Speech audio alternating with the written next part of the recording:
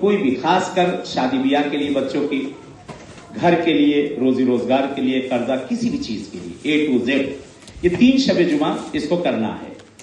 اس عمل پہ ایک اللہ کا شکر ہے کہ کربلا میں ہمیں مل رہی ہے، دوسری ہم لوگ کو انشاءاللہ نجف میں مل جائے گی، تیسری اپنے وطن میں ملے گی، یا جو لوگ کم جا رہے ہیں انشاءاللہ وہاں مل جائے گی۔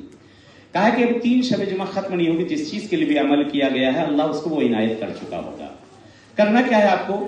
ایک 2 رکعت نماز حاجت کی مولا امام زمانہ کی پڑھنا ہے۔ نماز میں پڑھتی ہوں یا نماز میں پڑھتا ہوں، 2 رکعت جو بھی حاجت ہے اس کی نیت کر کے مولا امام زمانہ کی قربتاً اللہ، صبح کی طرف کوئی بھی سورہ پڑھا جائے، میری طرف دیکھیے گا۔ نماز یہ ہم نے اس جگہ پر پڑھ لی، جہاں نماز پڑھتے اسے مصلی کہا جاتا ہے، جگہ کو ہم نے نماز پڑھ لی۔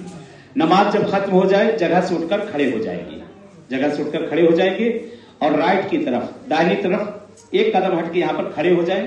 اگر کھڑے نہیں ہو سکتا کوئی تو بیٹھ جائے، بہتر ہے کہ کھڑے ہو کر پڑھا جائے۔ یہاں پہ کیا پڑھنا ہے ہم کو؟ یہاں 469 مرتبہ، 469 مرتبہ، یا ابا صالح مہدی ادرکنی، یا ابا صالح مہدی ادرکنی، یہ پڑھا، پھر واپس اسی جگہ پہ آ گئے جہاں نماز آپ نے پڑھی تھی، سجدے میں چلے جائیں گے۔